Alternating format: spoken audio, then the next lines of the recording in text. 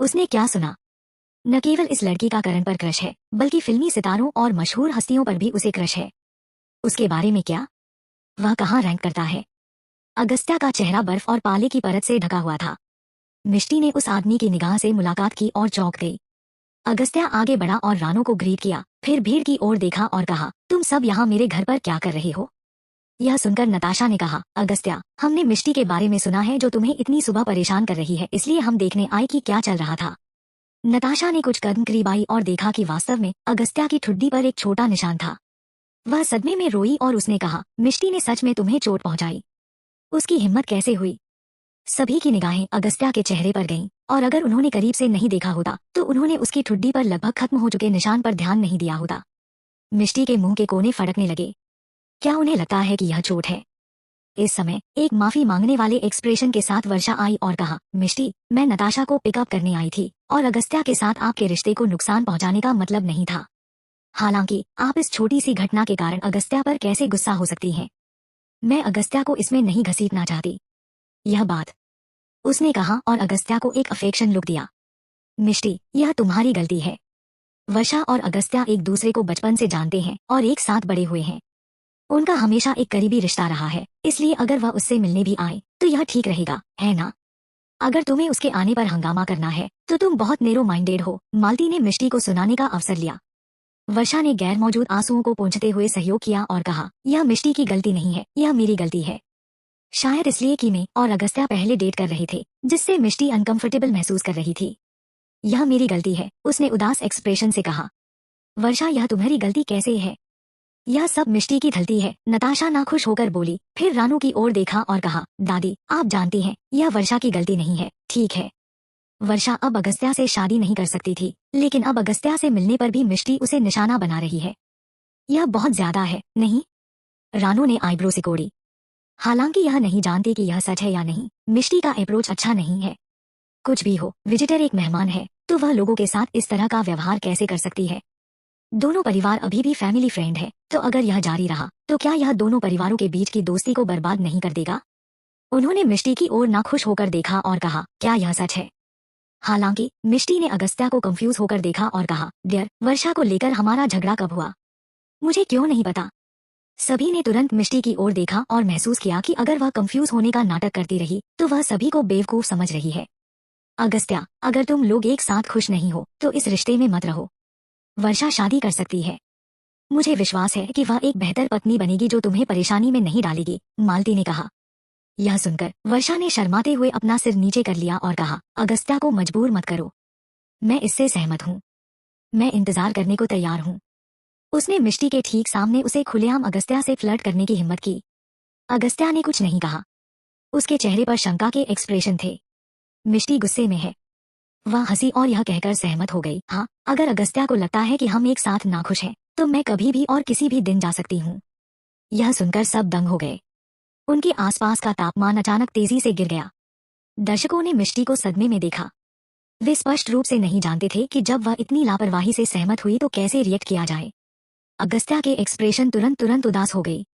क्या कहा तुमने? दांत पीसते हुए अगस्त्या ने उन शब्दों को अपने मुंह से उगल दिया। मिष्टी एक पल के लिए डर गई, लेकिन वह पिछली झिझक से इतनी चिढ़ गई थी कि उसने अपनी पीठ सीधी कर ली और सीधे शांत एक्सप्रेशन से उसकी ओर देखा। अगस्त्या, क्या तुमने सुना? मिष्टी भी ने भी अब ऐसा कहा है। तुम्हें इस जबरदस्ती के रिश्ते में नहीं होना चाहिए, नताशा ने अहंकार से कहा। लेकिन उसका अहंकार लंबे समय तक नहीं रहा। तुम यहाँ से दफा हो जाओ, अगस्त्या ने कोल्डली कहा। आसपास के लोग सहम गए। अगस्त्या ने मिष्टी को देखा। जैसे ही मिष्टी ने वे शब्द कहे थे, अगस्त्या के सीने में एक गुस्से की लहर पैदा हो गई थी। ऐसा लग रहा था कि वह किसी को पीटने वाला है। रानू और अन्य लोग डर गए और उसे रोकने के लिए दौड़ पड़े और कहा, अगस्त्या, ठीक से बोलो। तुमने मिष्टी को डरा दिया। अगस्त्या तब अपने गुस्से से होश में आया और गुस्से में उसकी आंखें मिष्टी पर पड़ी। दादी, आप लोग जाइए, मैं नहीं चाहता कि मेरे मामले में बाहरी लोगों की दखल हो। उसने एक गहरी सांस ली। वह बाद में मिष्टी के साथ इस मामले को सुलझा लेगा, इसलिए वो इम्पेटिएंट होकर बोला। रानू ने चिंतित होकर मिष्टी को देखा, लेकिन उसका पोता बोल चुका था। अगर वे नहीं जाते तो वह नाराज हो सकता है, इसलिए उसने सिर हिलाया और नताशा, वर्षा और अन्य लोगों को जाने के लिए कहा। रानू ने जाने से पहले उसे फिर से कहा, उसे बताओ कि तुम क्या चाहते हो और उसे मत मारो। यह सुनकर अगस्त्या दंग रह गया। क्या वह एक ऐसे आदमी की तरह दिखता है जो एक महिला को मारेगा? उसके आसपास के लोग भी उसी निगाह से उसे देख रहे थे। करण ने मिष्टी को कॉम्प्लिकेटेड एक्सप्रेशन से देखा और जब उसे अगस्त्या की कोल्ड स्टेयर देखी तो उसने दूर देखा और बाकी सभी को फॉलो किया। तुम मेरे साथ आओ। अगस्त्या ने अपने आसपास के लोगों की भयानक निगाहों को महसूस किया। उस लड़की से बात करते हुए उसके सिर में दर्द हुआ जो उस जगह जमी हुई थी। मिष्टी 2 कदम पीछे हट गई। अगस्त्या ने उसके चेहरे के एक्सप्रेशन देखे जो बता रहे थे कि उसने मना कर दिया। अगस्त्या ने उसे मना करने का मौका नहीं दिया। उसने मिष्टी को अपने पास खींचा और ऊपर चला गया। अगस्त्या उसे खींचकर बेडरूम में ले गया और जोर से दरवाजा बंद कर दिया। तुम क्या चाहते हैं? मिष्टी ने डरते हुए कहा। उसने अगस्त्या को इतने गुस्से में अपने पिछले जन्म में देखा था। अगस्त्या ने उसे भागने से रोकने के लिए दीवार के खिलाफ अपना हाथ दबाया और दांत पीसकर पूछा, क्या तुम जाना चाहती हो आए? मिष्टी ने गर्दन कसते हुए गुस्से से कहा, हाँ। अगर तुम इतने ही निराश हो तो मैं इसे तुम्हारे आसान क्यों नहीं कर देती। मैं तुम दोनों के बीच तीसरी पार्टी नहीं बनना चाहती। मैं उन लोगों से परेशान नहीं होना चाहती जो मेरे पास आते हैं। अगस्त्या एक पल के लिए जम गया, फिर उसे छेड़ा, तो तुम महानता की मूरत हो। मिष्टी एक पल के लिए दंग रह गई और कहा, मैं लंबे समय से जानती हूँ कि दीवान परिवार में कोई मुझे पसंद नहीं करता है और वे मुझसे छुटकारा पाने के लिए कोई बहाना ढूंढ रहे हैं। क्योंकि तुम भी ऐसा ही सोचते हो, इसलिए मुझे अब तुम्हें परेशान करने की जरूरत नहीं है। तुमसे किसने कहा कि मुझे ऐसा लगता है?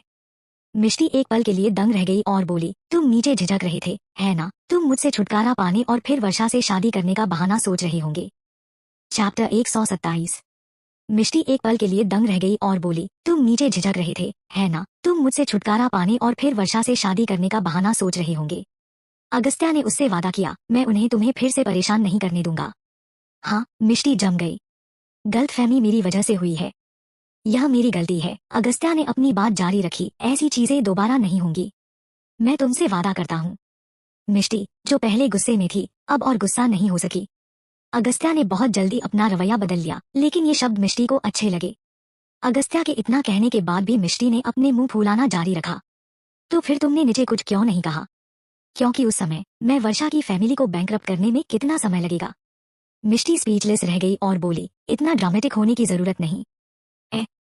अभी से उसे नजरअंदाज कर दो। मैंने सुना है कि तुम दोनों का परिवार फैमिली फ्रेंड है और पुरानी पीढ़ी के बीच अच्छे संबंध होने चाहिए। मैं नहीं चाहता कि चीजें खट्टी हो जाएं। हालांकि वह वर्षा से बहुत नाराज थी, लेकिन वह अच्छी तरह जानती थी कि वह इस वजह से उसे एक वर्षा की फैमिली को बैंकरप्ट करने की इजाजत नहीं दे सकती है। अगस्त्या ने कहा, उसने तुम्हें दुखी कर दिया। मैं दुखी नहीं हूँ। मैं उसके बारे में ज्यादा नहीं सोचती, मिष्टी ने चिढ़कर कहा। वर्षा हंगामा इतना बड़ा नहीं कर सकती। मेन प्रॉब्लम दीवान परिवार के लोग हैं। फिर तुम इतने गुस्से में क्यों हो? अगस्त्या ने पूछा। मिष्टी ने कहा, क्या यह गलतफहमी नहीं है? यह सुनकर अगस्त्या ने कहा, फिर अब यहाँ से जाने के बारे में कुछ मत कहना। मिष्टी ने कहा, बिल्कुल नहीं। अगस्त्या की निगाहें कोमल हो गईं। अगस्त्या ने सोचा कि वह अब अच्छा व्यवहार कर रही है। याद रखना कि तुमने आज क्या कहा। यह सुनकर मिष्टी थोड़ा कंफ्यूज हुई, लेकिन उसने और कुछ नहीं कहा। अगस्त्या पूरे दिन बहुत खुश रहा था क्योंकि सुबह मिष्टी ने उसे किस किया और फिर जब वह दोपहर में वापस आया और तो एक बड़ा सीन देखा। उन्होंने कहा कि हमारा झगड़ा हुआ था और जब दादी आई तो वह परेशान दिख रही थी और पूछा कि क्या मुझे चोट लगी है। यह अजीब है। इस गलतफहमी का क्या कारण है? मिष्टी ने उलझन से पूछा। यह सुनकर अगस्त्या की आंखों में शक की एक झलक आ गई। इस छोटी सी घटना के कारण यह लड़की लगभग सामान समेट कर जाने वाली थी, इसलिए अगस्त्या को गुस्सा आया। उसे पता लगाना था कि क्या हुआ था। दूसरी ओर राखी के कमरे में उसके कोमल एक्सप्रेशन जा चुके थे।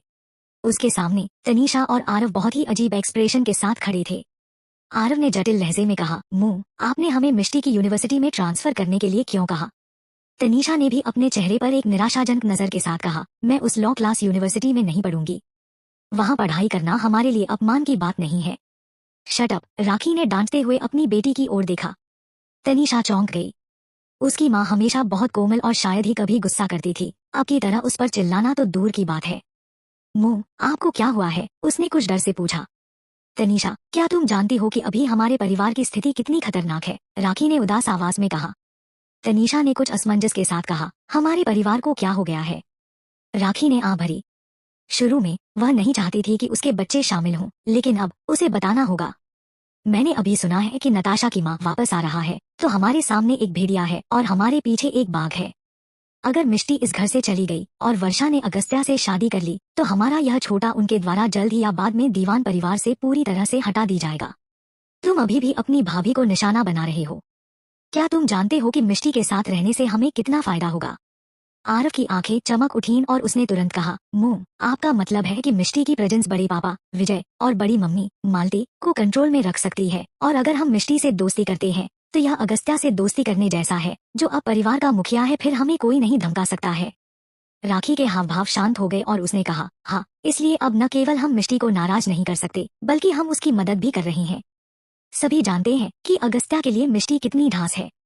विजय, मालती और नताशा मिष्टी को हटाने और उसकी जगह वर्षा को लाना चाहते हैं, क्योंकि मिष्टी की प्रेजेंस उनके लिए बहुत ज्यादा खतरा पैदा कर देगी और उनके पास अपना ध्यान हम पर फोकस करने का समय नहीं होगा, समझे?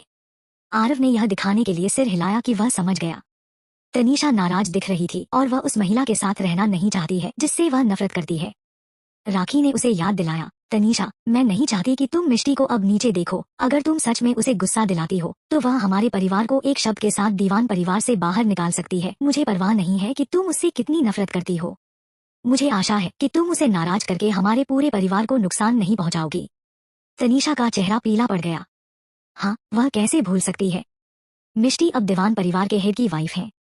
उसकी हैसियत को देखते हुए मालती का भी उससे कोई मुकाबला नहीं था, और अगर तनीषा ने उसे नाराज किया तो पूरे परिवार को इसमें घसीटा जा सकता है। वह इतनी बेवकूफ कैसे हो सकती है कि उसे बार बार भड़काने की हिम्मत कैसे कर सकती है? शुरू में उसे समझ नहीं आया कि उसकी माँ माफी मांगने क्यों गई थी, लेकिन अब जब उसने इस बारे में ध्यान से सोचा तो उसे एहसास हुआ कि वह कितनी बेवकूफ थी। अगर उसकी माँ ने माफी नहीं मांगी होती तो मिष्टी उसके खिलाफ शिकायत करती। उसे केवल अगस्त्या को बताना था कि तनीषा उसे धमका रही है, और अगस्त्या के नेचर को देखते हुए इस बात की बहुत ज्यादा पॉसिबिलिटी थी कि वह नाराज हो जाएगा और यह भी सोचेगा कि परिवार उसकी वाइफ को उकसा रहा है। वह पहले ही करण की पार्टी में एक गलती कर चुकी है और कुछ ही समय बाद उसने फिर से वही गलती की थी। मोम, मैं समझ गई कि मैं गलत थी, तनीषा ने गिल्टी होकर कहा। राखी अपनी प्यारी बेटी को दोष देना सहन नहीं कर सकती थी, लेकिन उसे अपनी बेटी को याद दिलाने के लिए केवल कुछ चीजें थी जो उसकी की गई गंभीर गलती का एहसास कराती थी। उसने आंख भरी और कहा, यह अच्छी बात है कि तुम खुले विचारों वाली हो। मिष्टी एक बच्ची है और उसका नेचर अच्छा है। अगर वह हमसे ज्यादा परेशान होती तो हमारा जीवन दयनीय हो जाएगा। सबसे बड़े परिवार को संभालना पहले से ही मुश्किल था। अगर बाप और बेटे के बीच विवाद नहीं होता तो उनके परिवार के लिए कोई जगह नहीं होती। इस तरह के बड़े परिवार में जिसके पास सत्ता होती है वही मालिक होता है। वे केवल ऊपर से ग्लैमर्स दिखते हैं, लेकिन वास्तव में वे पहले से ही खतरे में थे। मिस्टर दीवान, यह गलतफहमी इस तरह से फैली है, बटलर ने अगस्त्या को दिन विला में फैल रही गपशप के बारे में बताया। आखिरकार अगस्त्या और मिष्टी के लिए लड़ना रेयर था, लेकिन अफवाहें ज्यादा से ज्यादा फैल गईं।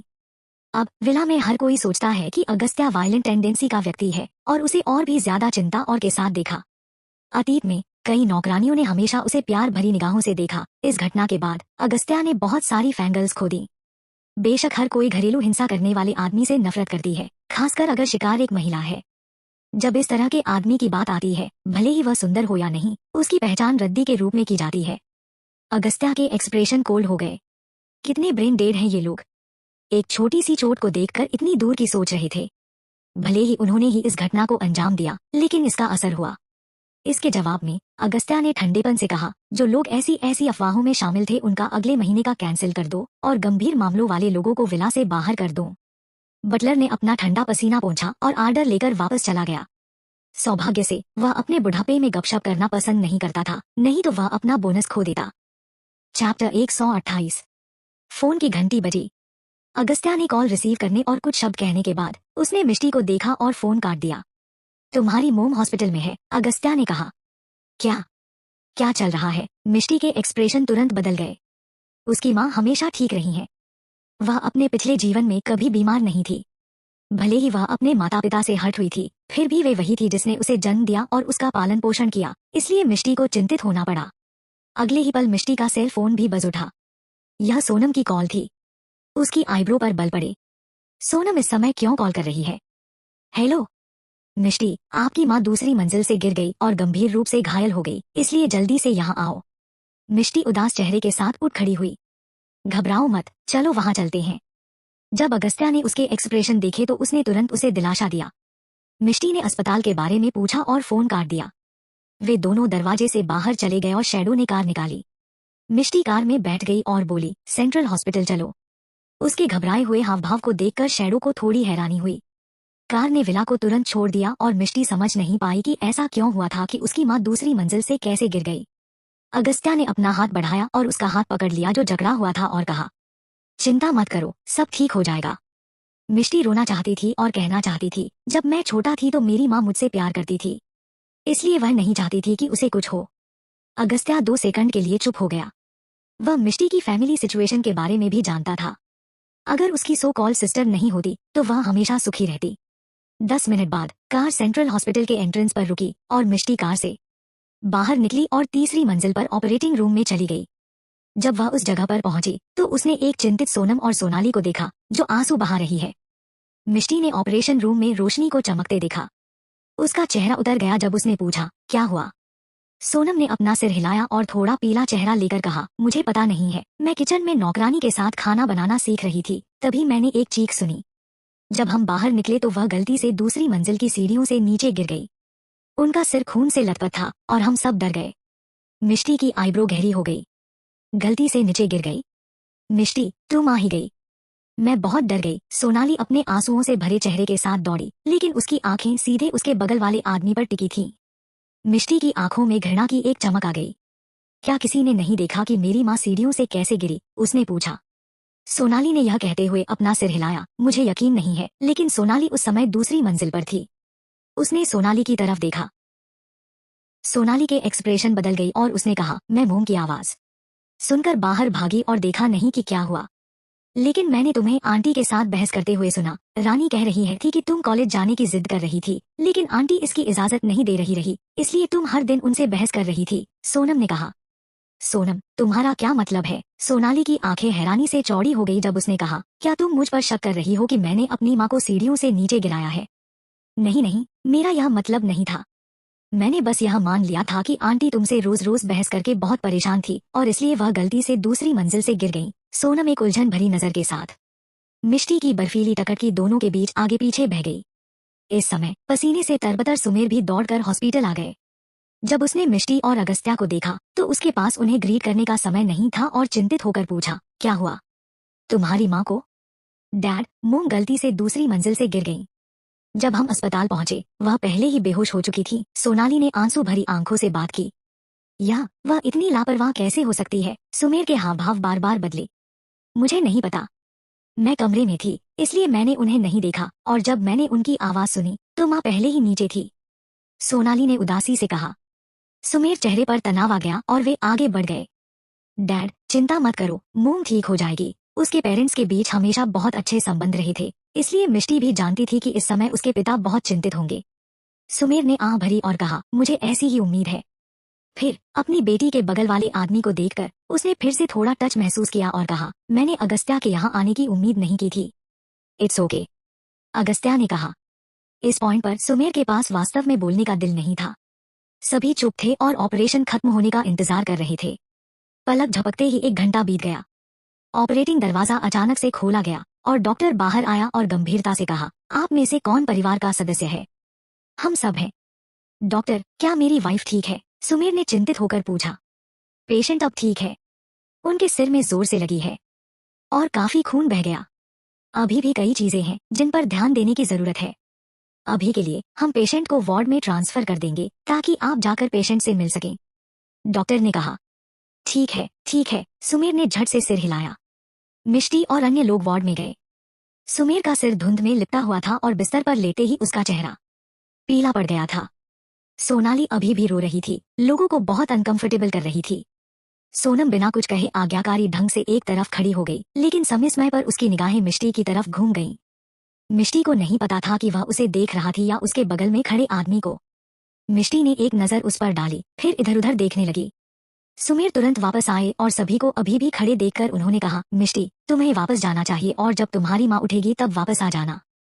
मिष्टी ने मना नहीं किया और अगस्त्या के साथ चली गई। अगस्त्या ने गहरी आवाज में पूछा, क्या तुम्हें शक है कि वे झूठ बोल रही हैं? हाँ, मुझे शक है कि मेरी माँ को उनमें से एक ने सीढ़ियों से नीचे धकेल दिया था, मिष्टी ने उदास टोन में कहा। मुझे भी ऐसा ही लगता है, अगस्त्या ने कहा। तुम्हें क्या लगता है कि इनमें से कौन हो सकता है? मिष्टी ने उससे पूछा। तुम्हें बाद में पता चल जाएगा। सिन्हा हाउस में नीलम के दूसरी मंजिल से गिरने के बारे में हर कोई जानता है और इस समय विला में माहौल उदास है। जब मिष्टी और अगस्त्या आए तो हर कोई कुछ न कुछ बात कर रहा था। फर्श पर खून की कमी का मतलब है कि किसी ने इसे पहले ही साफ कर दिया है। मिष्टी की नजर भीड़ पर पड़ी, फिर एक महिला पर रुकी और उसने कहा, शांति आंटी, मेरे साथ आओ। जिस व्यक्ति को बुलाया गया था उसने अपने एक्सप्रेशन को थोड़ा बदल दिया, फिर सिर हिलाया और पीछा किया। हनी, मेरा इंतजार करो, मिष्टी ने अगस्त्या से कहा। हम। अगस्त्या ने सिर हिलाया। शांति ने मिष्टी का कमरे में पीछा किया और दरवाजा बंद कर दिया, जिससे भीड़ की जिज्ञासा बढ़ी। तुरंत मिष्टी बाहर आ गई और शांति ने और ज्यादा रिलैक्स एक्सप्रेशन के साथ पीछा किया। सभी ने एक दूसरे को देखा और सोचा कि क्या हो रहा है। चलो, अगस्त्या की ओर चलते हुए मिष्टी ने कहा। भीड़ की कंफ्यूज आंखों के सामने वे दोनों वहां से चले गए। इस समय मिष्टी को सुमेर का फोन आया और उन्होंने कहा कि नीलम जाग गई है। मिष्टी ने राहत की सांस ली और पूछा, मोम ने क्या कहा? क्या वह खुद ही सीढ़ियों से नीचे गिर गई? सुमेर 2 सेकंड के लिए चुप रहे, फिर बोले, उसने कहा कि किसी ने उसे पीछे से धक्का दिया। मिष्टी के मुंह के कोने ठंडेपन से मुड़े हुए थे और उसने कहा, डैड, आपको किस पर शक है? मुझे यकीन नहीं है। आखिरकार इस तरह की बात। सुमेर को थोड़ा अविश्वास लग रही थी। मिष्टी को पहले से ही अपराधी का अंदाजा था और उसने कहा, हम मोम को देखने के लिए दोपहर को आएंगे। फिर उसने फोन रख दिया। हनी, सोनम की इन्वेस्टिगेशन करने में मेरी मदद करो, मिष्टी ने कहा।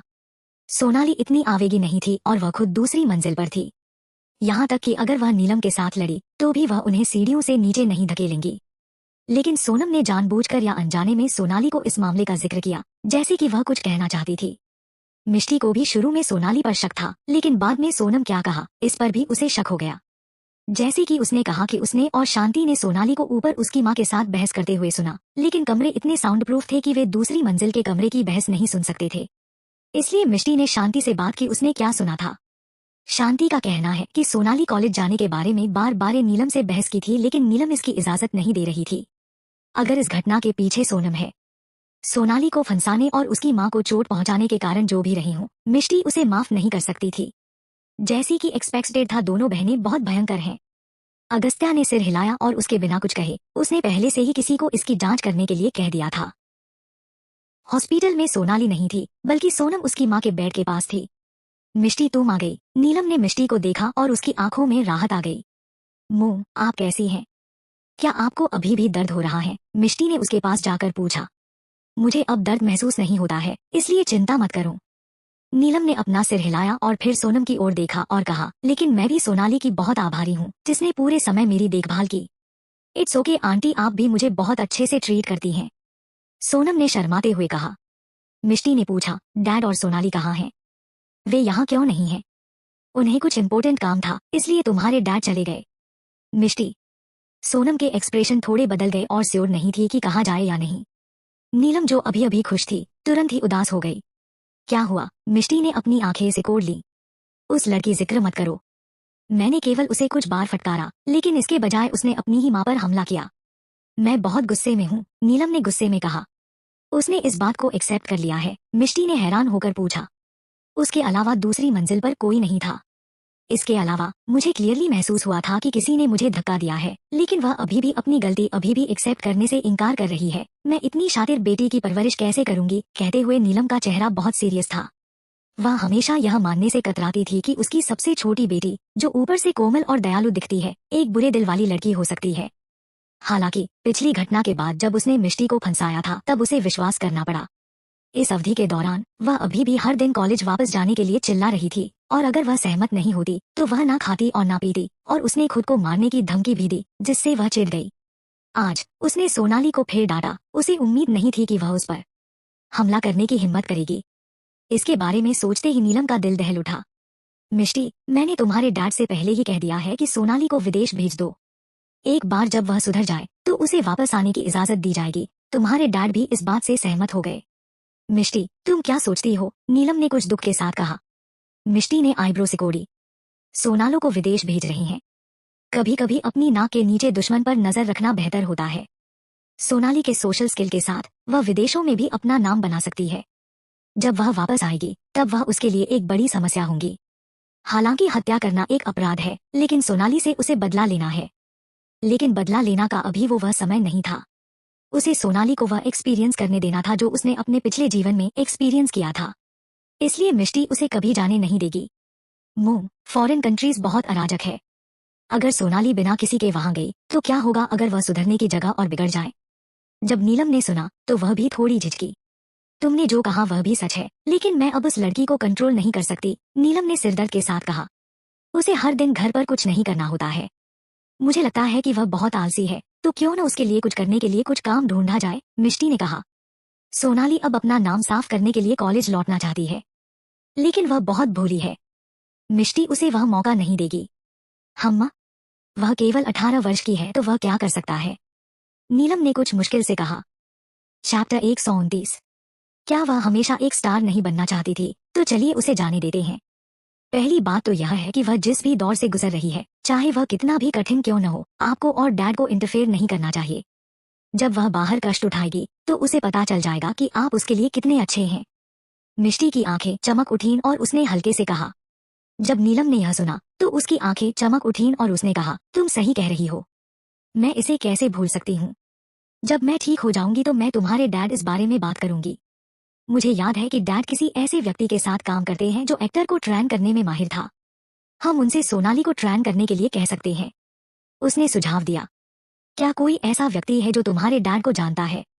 अगर ऐसा है तो यह बहुत अच्छा है, नीलम ने तहे दिल से कहा। मिष्टी के मुंह के कोने मुड़े हुए थे। कैसे नहीं हो सकता है, न केवल वह जानती थी कि वह आदमी इस बिजनेस में था, बल्कि वह एक परवर्ट भी है। शो बिजनेस के कुछ ही लोग इसके बारे में जानते हैं। अपने पिछले जीवन में सोनाली उसकी मदद से एंटरटेनमेंट इंडस्ट्री में जाने में सफल हुई थी। मिष्टी के ग्रेजुएट हो जाने के बाद वो खाली बैठी हुई रही। सोनाली ने कहा कि वह उसकी मदद करना चाहती है और मिष्टी के लिए नौकरी ढूंढना चाहती है, इसलिए मिष्टी बिना ज्यादा सोचे समझे मान गई। सोनाली ने उसे किसी के साथ डिनर के लिए बाहर जाने के लिए कहा और कहा कि उसे पहले से अच्छे संबंध बनाने की जरूरत है। वह कन्विंस हो गई और अकेले डिनर के लिए बाहर चली गया, लेकिन उसने खुद को भेड़ियों की मांद में पाने की उम्मीद नहीं की थी। अगर अगस्त्या गुप्त रूप से उसकी रक्षा नहीं करता तो मिष्टी के साथ उस दौरान लगभग दुर्घटना हो गई थी। एंटरटेनमेंट इंडस्ट्री में उसके द्वारा लाई गई हर महिला आर्टिस्ट के साथ वो सोता था, और वह एक ऐसा परवर्ट है जो आदमी और महिलाओं दोनों के साथ सोता है। जब मिष्टी को सच्चाई का पता चला तो उसने मौके पर ही उल्टी कर दी। तब से नौकरी ढूंढने के बारे में उसके मन में मिक्स्ड फीलिंग्स थी, इसलिए उसने फिर कभी उससे कांटेक्ट नहीं किया। सोनाली ने बाद में दयनीय रूप से उससे माफी मांगी और कहा कि उसने उसे केवल इसलिए भेजा क्योंकि वह आदमी उनके पिता के दोस्त था, जिससे सोनाली को लगा वह विश्वास लायक है। मिष्टी अपने की यादों से होश में आई और सोचने लगी कि वो सोनाली को उसके किए की 100 गुना देगी। सोनाली इस जीवन में अभी भी उठना चाहती है, वो ऐसा कभी नहीं होने देगी। मिष्टी, आप अपनी बहन का बहुत ख्याल रखती है। मैंने हमेशा सुना है कि सोनाली ने आपको चोट पहुंचाने के लिए कई काम किए हैं। मुझे उम्मीद नहीं थी कि मिष्टी न केवल आप सोनाली को माफ कर देंगी बल्कि उसकी मदद भी करेगी, सोनम ने थोड़ी जेलेसी के साथ कहा। मिष्टी हल्के से हंसी और कोल्ड टोन में कहा, वह मेरी बहन है, इसलिए अगर मैं उसके लिए अच्छा नहीं करूंगी तो मुझे किसके लिए अच्छा करना चाहिए? सोनम ने उसके कोल्ड टोन पर ध्यान नहीं दिया और उसकी आंखों में जलन की एक झलक दौड़ गई। वह भी एक स्टार बनना चाहती है, लेकिन बदकिस्मती से कोई भी उसकी मदद नहीं करेगा और स्टार बनना उसके लिए आकाश तक पहुंचने से ज्यादा कठिन है। वैसे सोनम के पिता ने उसे छोड़ दिया। सोनम अभी छोटी है, इसलिए मैं उसे कॉलेज भेजना चाहती हूँ। मिष्टी, तुम्हें इस बच्ची की देखभाल करनी होगी, नीलम ने चिंता के साथ कहा। सोनम मेरे साथ कॉलेज जाएगी, मिष्टी ने अपनी आईब्रो उठाई और सोनम की ओर देखा। हाँ, मुझे लगता है कि यह बहुत अच्छा होगा अगर तुम दोनों एक ही कॉलेज में जाते हो। आखिरकार सोनम इस जगह से परिचित नहीं है, उसने कहा। सोनम ने अपने चेहरे पर बेचैन एक्सप्रेशन से मिष्टी को देखा। सबसे पहले उसने सोचा कि नीलम और सोनम एक दूसरे से अच्छे घुल मिल रहे हैं, लेकिन नीलम का सोनम के लिए रवैया इतना ड्रामेटिक में बदलने में कितना समय हो गया था। उसने सोनम पर एक नजर डाली जो अभी भी उसकी बड़ी बड़ी चमकीली आंखें मिष्टी को घूर रही थी, मानो वह उसके ना कहने से चिंतित हो। मिष्टी अच्छी तरह जानती थी कि उस पर भरोसा नहीं किया जा सकता, इसलिए उसने बमुश्किल ही उससे कांटेक्ट किया था। लेकिन वह काफी केपेबल है और सिन्हा परिवार में घुसने और यहाँ तक कि नीलम का विश्वास हासिल करने में कामयाब रही। फिर मैं आपकी बात मानूंगी। मोम, मिष्टी ने मना नहीं किया। वह देखना चाहता थी कि यह लड़की क्या करना चाहती है। हालांकि सोनम अब सोनाली को निशाना बना रही थी, मिष्टी ने महसूस किया कि वह जितना दिखती थी उससे कहीं ज्यादा एम्बिशियस थी। सोनाली के कैरेक्टर को जानते हुए जब उसे इस बार फंसाया गया है तो उसे पता होगा कि उसे किसने फंसाया है। चूंकि वह जानती है कि यह कौन थी जिसने उसे फंसाया है, वो उसे इतनी आसानी से जाने नहीं देगी। मिष्टी उन्हें आपस में लड़ते देखना चाहती है और देखना चाहती है कि अंतिम विजेता कौन होता है। सुमेर ने तुरंत एक अच्छे दोस्त से सोनाली की सिफारिश की। जब सोनाली को पता चला कि उसके माता पिता उसे स्टार बनाना चाहते हैं तो उसने कॉलेज वापस की परवाह नहीं की और अपना पूरा ध्यान एंटरटेनमेंट इंडस्ट्री में लगाना चाहती थी।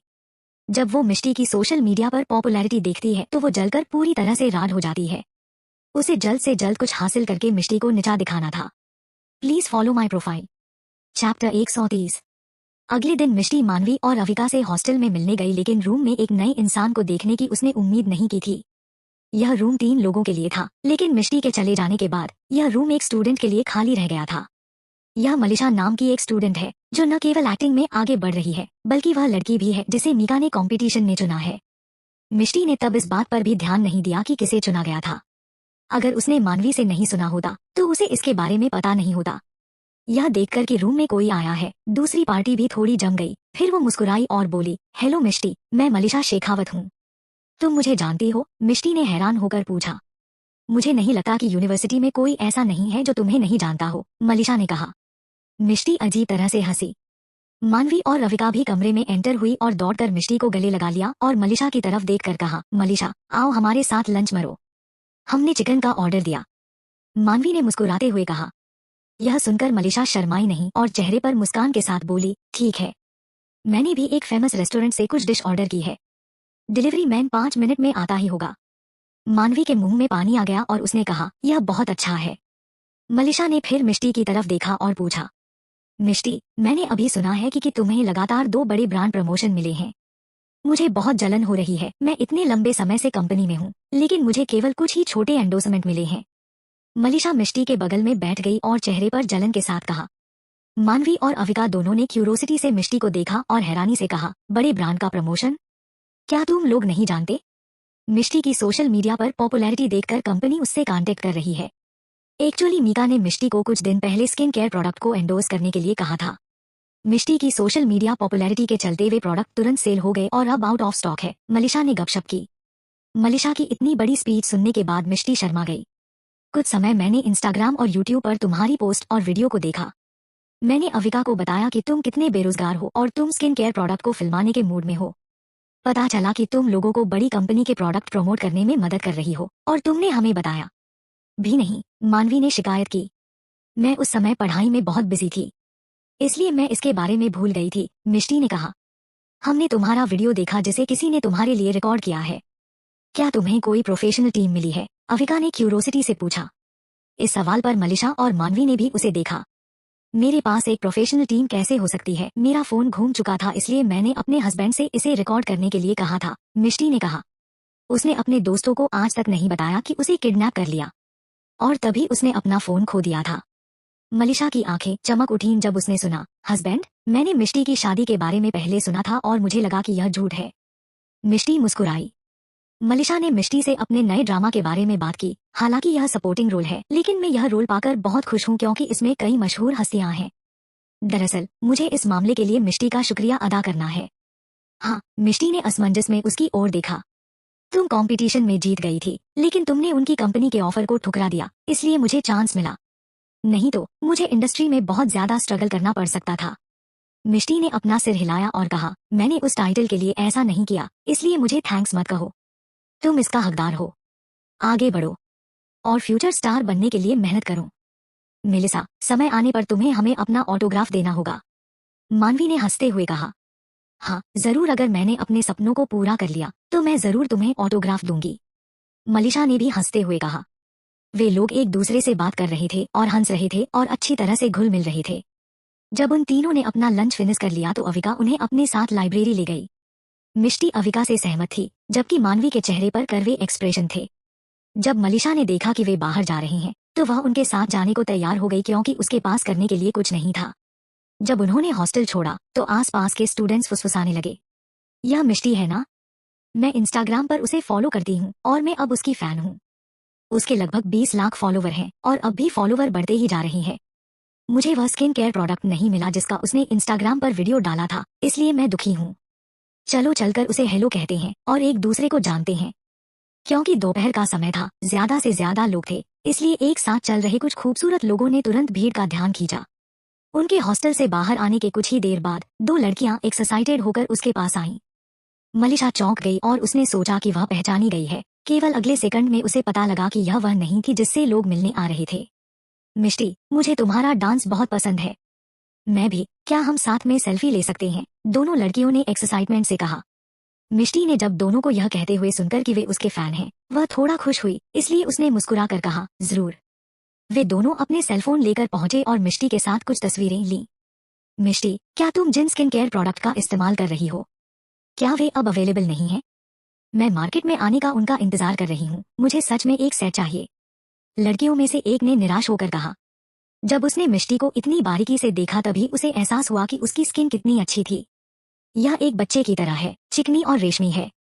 चूंकि मिष्टी की स्किन बहुत अच्छी है, इसलिए वह जिन चीजों की सिफारिश करती है वे बुरी भी नहीं होनी चाहिए।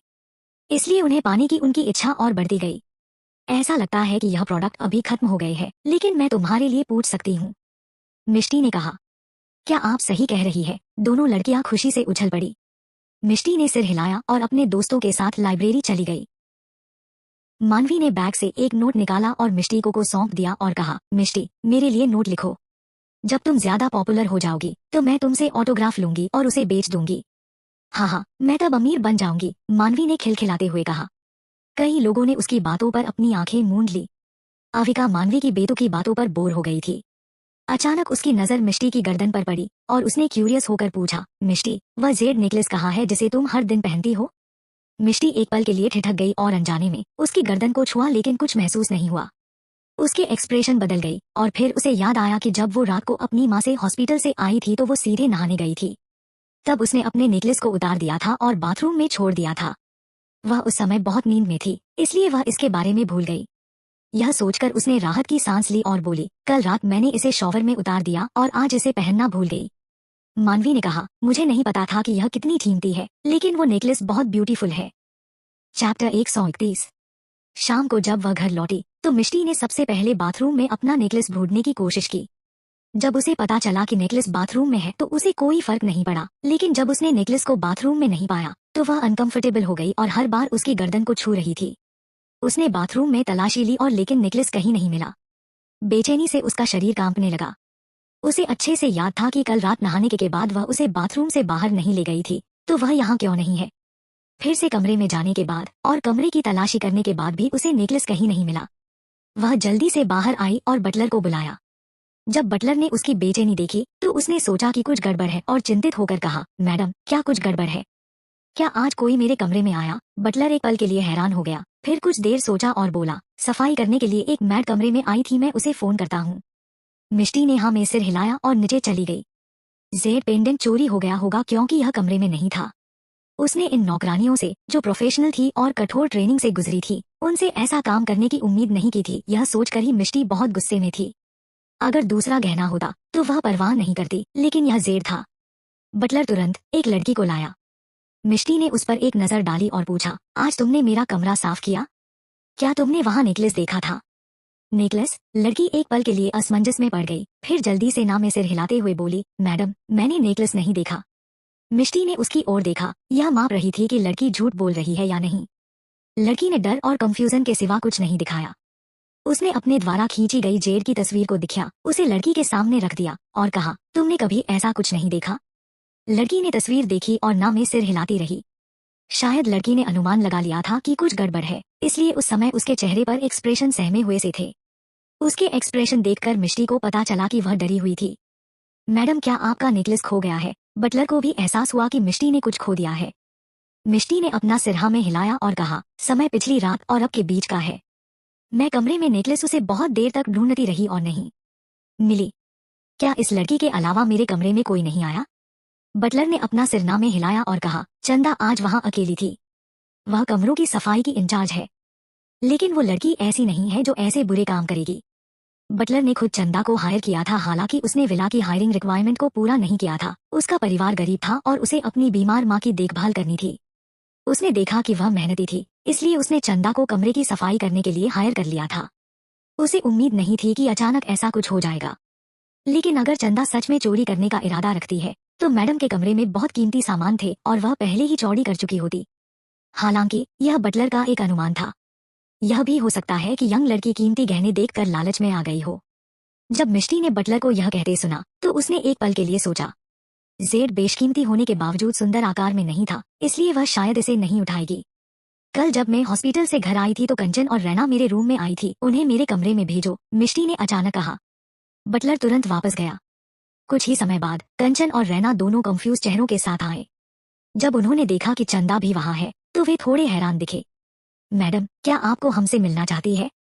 पिछली रात से अब तक केवल तुम तीन मेरे कमरे में दाखिल हुए और मेरा एक हार गायब है, मिष्टी ने इंडिफरेंट होकर कहा। जैसे ही शब्द निकले दोनों डरे हुए एक्सप्रेशन से एक दूसरे को घूरने लगे।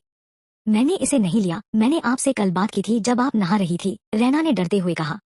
जैसे ही रैना ने कहा, कंचन के एक्सप्रेशन एक पल के लिए सख्त हो गए। और ना ही मैंने इसे देखा है, मुझे यहाँ दादी ने भेजा है और वे मुझे बचपन से जानते हैं। मैं कभी ऐसा नहीं कर सकती। जब हम दोनों ने नहीं देखा है तो कोई रास्ता नहीं है कि हम उस जेड पेंडेंट को ले सकते हैं। मैडम, क्या यह कोई और हो सकता है? रैना चंदा की ओर देखे बिना नहीं रह सकी जो कांप रही थी। हाँ, मैंने सुना है कि इसकी माँ को सर्जरी की जरूरत है जिसमें लाखों रुपए का खर्चा है। वो अपने परिवार में कमाने वाली इकलौती है। चंदा, सच सच बताओ, क्या तुमने मैडम का हार चुराया है? कंचन ने उसे शक की निगाह से देखा। चंदा के पैर लड़खड़ा गए और वह तुरंत फर्श पर बैठ गई। उसका चेहरा पीला पड़ गया था। नहीं, मैंने इसे नहीं चुराया है। मैंने आपके नेकलेस को कभी नहीं देखा। आपको मुझ पर विश्वास करना होगा। मैंने सच में नहीं किया। तुम्हारे पास क्या सबूत है कि तुमने यह नहीं किया? मिष्टी ने चंदा से कहा। चंदा की आंखें लाल हो गईं। वह कैसे साबित कर सकती है कि यह वह नहीं है? इसके पास कहने के लिए कुछ भी नहीं है। ठीक है, मुझे शुरू से ही हैरान थी कि तुम जैसी मैड विला में काम करने के लिए कैसे आ गई, कंचन ने अपने चेहरे पर घिन एक्सप्रेशन के साथ कहा। मिष्टी ने हल्के से कंचन की निगाहें घुमाई और कहा, ठीक है, तुम दोनों जाओ, लेकिन चंदा तुम यही रुको। मिष्टी की टोन बर्फ की तरह ठंडी थी। उसकी बात सुनकर कंचन और रैना को राहत मिली। चंदा कांप गई और जमीन पर गिर गई। दोनों के चले जाने के बाद ही मिष्टी ने उस पर एक नजर डाली और कहा, क्या मैं इतना डरावनी लग रहा हूँ कि तुम खड़ी भी नहीं हो सकती? चंदा एक पल के लिए ठिठक गई, फिर उठी और पीला चेहरा लेकर बोली, आई एम सॉरी मैडम, आप बिल्कुल भी डरावनी नहीं है, लेकिन मैंने सच में इसे नहीं चुराया। उसकी आंखों में लाली थी और वह उदास लग रही थी। मिष्टी ने हाँ में सिर हिलाया और कहा, मुझे पता है कि तुमने ने इसे नहीं चुराया है, लेकिन मैं अभी सभी से यह नहीं कह सकती। मैं चाहता हूँ कि तुम मेरे साथ काम करो, ठीक है? मैं बाद में इसकी भरपाई कर दूंगी। जब चंदा ने यह सुना तो उसकी आंखें फैल गईं और उसने कहा, आपको पता है? हाँ, केवल इतना ही नहीं, बल्कि मैं यह भी जानती हूँ कि चोर कौन है। तुम अभी के लिए घर जाओ और आराम करो, लेकिन याद रहे तुम्हें सबको ऐसे दिखाना है कि तुमने कुछ गलत किया है। अगर तुमने सही काम किया तो मैं तुम्हारी माँ के इलाज के लिए पैसे दूंगी। जब चंदा ने यह सुना तो उसका माथा सिकुड़ गए और उसने जल्दी से अपना सिर हिलाया और कहा, मैं करने को तैयार हूँ। मैं अपने पूरे जीवन के लिए यह दोष सहन करने को तैयार हूँ।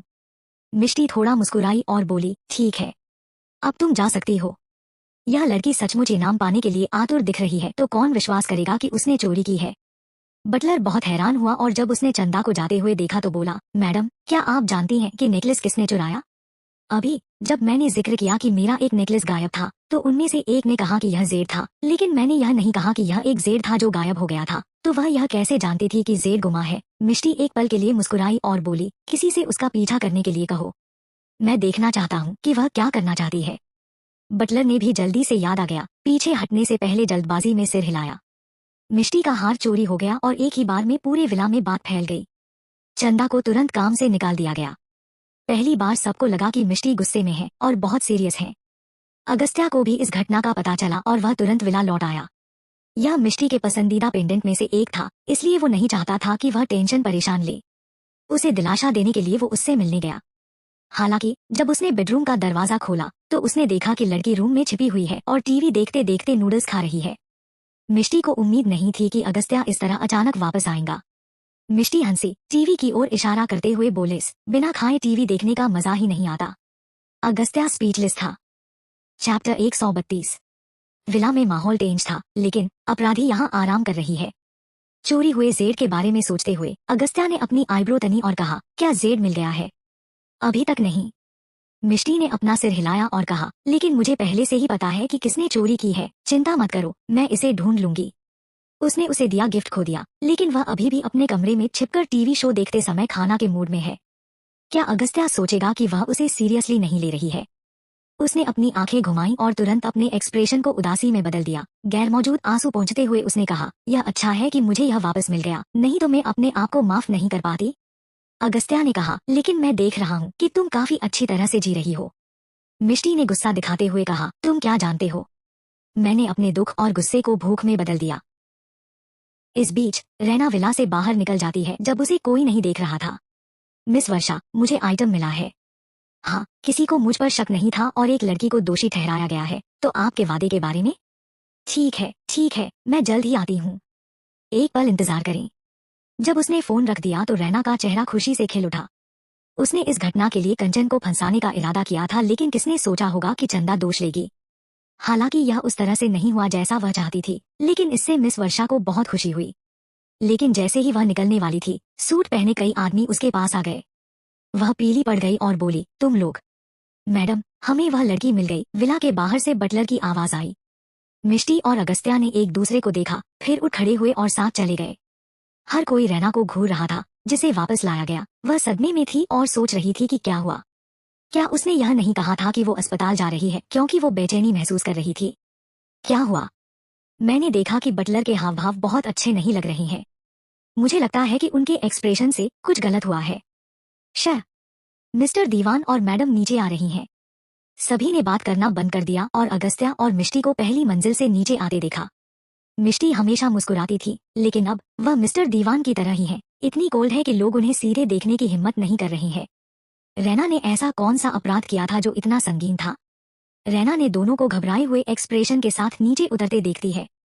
पकड़े जाने के बाद वापस रास्ते में उसने सोचा कि क्या वह बेनकाब हो गई है। लेकिन चंदा को निकाल दिया गया था, तो क्या यह पॉसिबल था कि मिसेस दीवान को जेड नहीं मिला और इसलिए उसे फिर से शक हुआ?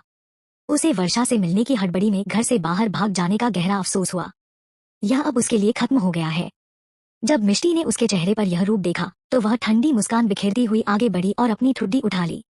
रैना की आंखों में घबराहट से मिलने के बाद उन्होंने तंज कसते हुए कहा, लगता है तुम अपने अपराध का अंदाजा पहले ही लगा चुकी हो, है ना? मैडम, मुझे नहीं पता है कि आपका क्या मतलब है। रैना ने असमंजस में सिर हिला दिया। वह अभी भी नाटक कर रही है। जब मिष्टी ने अगस्त्या को सोफे पर बैठे हुए देखा तो उसने खांसते हुए रैना की ओर देखा। क्या तुम सच में नहीं समझती या तुम नहीं समझने का नाटक कर रही हो?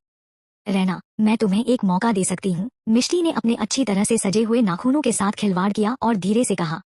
रैना की पुतलियां थोड़ी सिकुड़ गईं। अगर वह इसे कबूल करती है तो यह एक जीवन भर का दाग होगा, लेकिन अगर नहीं तो जेड उसके कब्जे में था, और अगर इसे ढूंढ लिया गया तो उसका क्या होगा? उसकी भयभीत निगाह उस आदमी पर पड़ी जो सोफे पर आलसी बैठा हुआ था। बहुत डरावना हुआ लग रहा था। अपने शातिर तरीकों के बारे में सोचते हुए वह कांपने और अपने घुटनों पर गिरने के अलावा और कुछ नहीं कर सकती थी। उसने कहा, मैडम प्लीज इस बार मुझे बख्श दें। मैं बहक गई थी।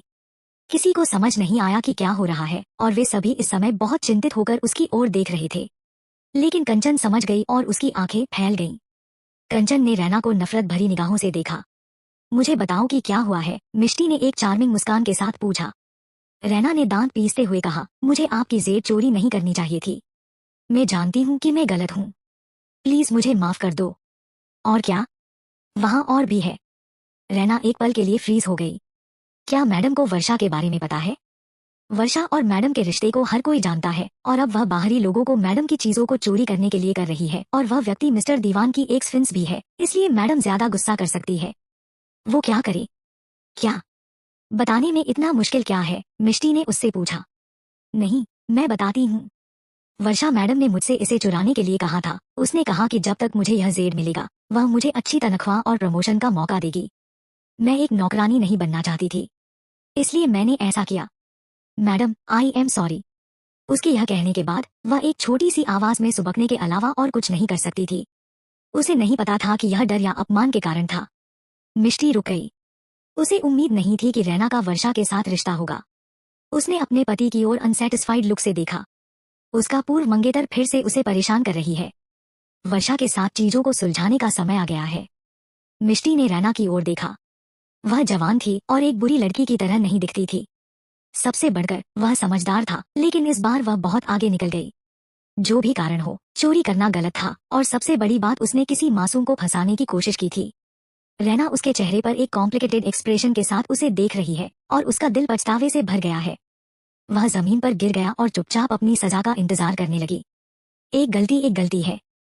तुम्हें अब यहाँ काम करने की जरूरत नहीं। अब मुझे मेरा जेड वापस दो। मिष्टी ने हाथ बढ़ाया। रैना ने झट से एक छोटा सा बॉक्स निकाला और उसे थमा दिया। उसने कहा, मैडम आपने मुझे सजा नहीं दी? क्या मैंने तुम्हें काम से नहीं निकाला है? अब तुम जा सकती हो। जब रैना ने यह सुना तो वो तुरंत उठकर चली गई। कुछ लालच के चक्कर में उसने इतनी बड़ी नौकरी खो दी। इस फाइनेंशियल कैपिटल में उसे दीवान परिवार जितना अमीर परिवार कहाँ मिलेगा। मिष्टी ने बॉक्स खोला और अंदर देखा। जब उसने देखा कि यह जरा सा भी दराब नहीं हुआ है, तभी उसने संतोष में सिर हिलाया। मिष्टी अगस्त्या के बगल में बैठ गई, उस पर आंख मारी और पूछा, क्या मैंने सही किया? अगस्त्या ने अपने होठों को सिकोड़ा, अपना हाथ उठाया और मिष्टी के सिर को सहलाया। उसने धीरे से कहा, बहुत अच्छा किया। और क्या होगा अगर जिन लोगों को मैंने पनिश किया है वे दीवान मैनर जाएं और मुझे बाहर निकाल दे? मिष्टी ने कुछ चिंता के साथ पूछा। डरो मत, मैं इसका ध्यान रखूंगा ताकि वे ऐसा करने की हिम्मत न करें। मिष्टी उसकी बातों पर मुस्कुरा दी। श्रीवास्तव फैमिली। अच्छे से स्टाइल किए बालों वाले एक व्यक्ति जो अपने 40वें वर्ष में है। जब उसने न्यूज पढ़ी तो उसके एक्सप्रेशन धीरे धीरे बदसूरत हो गए। उसने तुरंत फोन निकाला और विजय दीवान को कॉल किया। Please follow my profile everyone. Chapter 133। उसने तुरंत विजय को कॉल और चिंतित होकर पूछा, विजय क्या चल रहा है? दीवान ग्रुप ने अचानक श्रीवास्तव ग्रुप के साथ कारपोरेशन करना बंद कर दिया और कैपिटल वापस ले ली, जिसका श्रीवास्तव ग्रुप के फ्यूचर के कारोबार पर बहुत बड़ा इफेक्ट पड़ेगा। यह सुनकर विजय पीला पड़ गया और बोला, कॉरपोरेशन बंद कर दिया? मुझे इसकी खबर क्यों नहीं मिली? फिर क्या हुआ? मुझे अभी दीवान ग्रुप के किसी व्यक्ति का फोन आया। क्या अगस्त्या ने ऐसा किया? मिस्टर श्रीवास्तव के हाव भाव बदल गए। विजय का चेहरा उतर गया। उस विद्रोही बेटे के अलावा और कौन ऐसा कुछ कर सकता है? वो सिर्फ एक कंपनी का डायरेक्टर है, ऐसा काम करने की तो बात ही छोड़िए, अब इसमें मुश्किल से ही उनकी कोई भूमिका थी। अगस्त्या ऐसा क्यों कर रहा है? क्या वह चाहता है कि दीवान श्रीवास्तव फैमिली के खिलाफ हो जाए? मिस्टर श्रीवास्तव भी थोड़े अविश्वास में थे। अगस्त्या हमेशा श्रीवास्तव फैमिली से काइंड बिहेव करता है, तो उसने इस बार श्रीवास्तव परिवार की फंडिंग में कटौती क्यों की? क्या कुछ बुरा हुआ है? वर्षा। यह नाम याद करके ही उनके एक्सप्रेशन बदल गए और दोनों ने कुछ शब्द कहने के बाद फोन रख दिया। दीवान मैनर अभी उथल पुथल में था। यह क्या हो रहा है? क्या चल रहा है? रानू ने जब दीवान ग्रुप द्वारा श्रीवास्तव की इन्वेस्टमेंट को वापस लेने के बारे में सुना तो उसकी आईब्रो तन गईं। दोनों परिवारों ने कई वर्षों तक एक साथ काम किया था और हमेशा अच्छी तरह से मिलते थे, तो ऐसा कुछ कैसे हो सकता है? मालती ने कहा, अगस्त्या अब बहुत ज्यादा कर रहा है और कुछ समय पहले उसने दीक्षित की कंपनी खरीदी, जिसे मेरे भाई ने बड़ी मेहनत से सेटअप की थी। अब एक और घटना हुई। विजय, उसके पिता के रूप में वह इसके बारे में कुछ नहीं जानते। मुझे नहीं लगता कि अगस्त्या दीवान मैनर के लोगों को परिवार की तरह ट्रीट कर रहा है। मालती के चेहरे पर दर्द के भाव थे। यह सुनकर रानू के चेहरे के एक्सप्रेशन बदल गए। किरण ने भी मालती का साथ देते हुए कहा, माँ, मैंने सुना है कि जब से अगस्त्या की शादी हुई है वो बहुत बदल गया है। वह परिवारों के बीच दोस्ती की परवाह नहीं करता है, वह किसी से सलाह नहीं लेता है और बस अपनी मर्जी से इन्वेस्टमेंट वापस ले ली। यह श्रीवास्तव फैमिली के लिए बहुत बड़ा झटका है, किरण ने नाराजगी से कहा। राखी ने कहा, माँ, अगस्त्या बिना सोचे समझे ऐसे फैसले नहीं लेगा। जरूर श्रीवास्तव फैमिली ने कुछ इतना अपमानजनक किया है कि उसने अचानक अपना इन्वेस्टमेंट वापस ले ली है। आप उस बच्चे को सबसे अच्छे से जानते हैं, तो क्या आपको उस पर विश्वास नहीं है? जैसे ही मालती ने यह सुना, उसने खिल्ली उड़ाई और राखी से कहा, आप सच में अगस्त्या को अच्छी तरह से जानती हैं। जो नहीं जानते वे सोच सकते हैं कि आप उसकी असली माँ हैं। यह सुनकर राखी गर्मजोशी से मुस्कुराई और बोली, भले ही अगस्त्या मेरा बेटा नहीं है, वह मेरा भतीजा है और मेरे बच्चे उसे अपना बड़ा भाई मानते हैं। मैं उसे अपने बेटे की तरह संजोती हूँ। मैं तुम्हारी तरह नहीं हूँ, जो केवल अपने बेटे की परवाह करती है। यह सुनकर मालती अपनी आईब्रो सिकोड़ ली और कहा, तुम? रानू ने कहा, ठीक है। रानू दो लोगों के इतनी लापरवाही से बहस करने पर बहुत चिढ़ गई थी। उन्होंने अधीरता से बीच में टोका और कहा, राखी सही है। अगस्त्या बड़ा हो गया और उसके अपने विचार हैं, उसके काम में दखलंदाजी न करें। माँ, श्रीवास्तव परिवार की दीवान परिवार के साथ हमेशा गहरी दोस्ती रही है, इसलिए अगर कुछ हुआ है तो मुझे लगता है कि हमें एक साथ बैठना चाहिए और इसके बारे में बात करनी चाहिए, मालती ने तुरंत कहा। रानू ने इसके बारे में सुना और सोचा कि यह समझ में आता है। मैं अगस्त्या को फोन करूंगी और उससे पूछूंगी। इस बात से रानू निराश और परेशान थी। एक ओर वह नहीं चाहती थी कि उसके पोते को कोई नुकसान हो, दूसरी ओर वह नहीं चाहती थी कि दोनों परिवार एक दूसरे के खिलाफ हो जाएं। इसलिए पूछना बेहतर है। अगस्त्या के बाथरूम में एंटर करने के कुछ देर बाद ही टेबल पर रखे टेलीफोन की घंटी बजी। मिष्टी ने फोन को स्कैन किया और जब उसने देखा कि यह उसकी दादी का है तो वह उठकर बैठ गई। उसने झिझकते हुए बाथरूम की ओर देखा और फोन उठाया। हेलो अगस्त्या, रानू की कोमल आवाज सुनाई दी। जैसे ही उसने यह सुना, मिष्टी एक पल के लिए गटक गई और बोली, दादी, मैं बोल रही हूँ। मिष्टी। अगस्त्या नहा रही हैं। रानू ने कहा, मिष्टी तुम कैसी हो? जैसे ही रानू ने सुना कि यह रोजलीन है, वह तुरंत मुस्कुरा दी। देर हो चुकी थी और उसकी पोते का सेल फोन मिष्टी के हाथ में था। उसका पोता नहा रहा था, तो इसका मतलब था कि वे दोनों एक ही कमरे में थे। रानू को हैरानी हुई कि क्या दोनों पहले से ही एक कमरा शेयर कर रही हैं। यह सोचकर ही रानू की आंखें हैरान से फैल गईं। हाँ, मैं ठीक हूँ। आप कैसी है? मिष्टी कई बार रूखी सी हंसी। यह अच्छा है, कभी दीवान मैनर में आकर मुझसे मिलो। मैं घर पर बोर हो जाती हूँ, रानू ने कहा। ठीक है, मैं कल आपसे मिलने आती हूँ। दूसरी ओर अन्य 3 लोगों ने कॉल पर रानू को उदास एक्सप्रेशन से देखा, जो एक पल में खुश हो गए। अन्य 3 बहुत कंफ्यूज थे।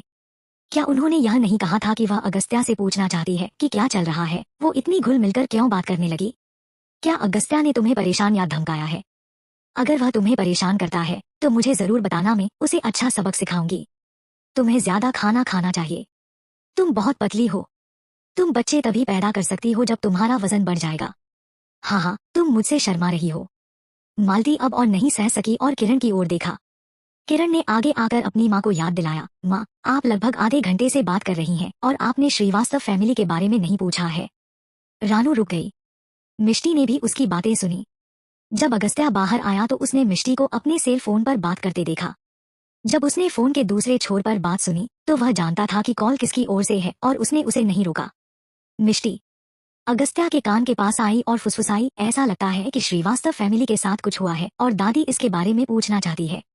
अपने कान के खिलाफ एक गर्म सांस के साथ अगस्त्या का दिल थोड़ा सा फड़फड़ाया और उसने अपना फोन लिया। दादी, यह मैं हूँ, वह गहरी आवाज में बोला। मिष्टी उसे पोक करने से नहीं रोक सकी। आवाज का वह कोल्ड टोन क्या है? यह उसकी अपनी दादी थी। अगस्त्या ने उसका हाथ पकड़कर निचोड़ लिया। मिष्टी ने परवाह नहीं की और रानू की बात सुनने के लिए आई। अगस्त्या, अब तुम और मिष्टी एक साथ सोते हो? रानू फिर से गपशप किए बिना नहीं रह सकी। अगस्त्या ने कहा, हम शादीशुदा हैं तो साथ सोने में क्या हर्ज है? मिष्टी शर्मा गई। रानू ने कहा, बिल्कुल कोई समस्या नहीं है। जब मैंने सुना कि तुम अलग अलग कमरों में सो रहे हो तो मुझे चिंता हुई थी, लेकिन अब यह मामला है तो मुझे राहत मिली। तुम्हें यह देखना होगा कि बिना नॉलेज वह प्रेग्नेंट न हो जाए। मिष्टी अभी भी यंग है, इसलिए उसे इसकी समझ नहीं होगी, और तुम बड़े हो गए हो, इसलिए तुम्हें पहले से ही अपने आप को एडुकेट करना चाहिए, नहीं तो तुम ही पिता बन जाओगे और बच्चे संभालना तुम्हारे मुश्किल हो जाएगा। वे सिर्फ कवर के नीचे सोते हैं और कुछ नहीं करते हैं, ठीक है? इससे मिष्टी को बहुत हैरानी हुई कि क्या वह प्रेग्नेंट थी।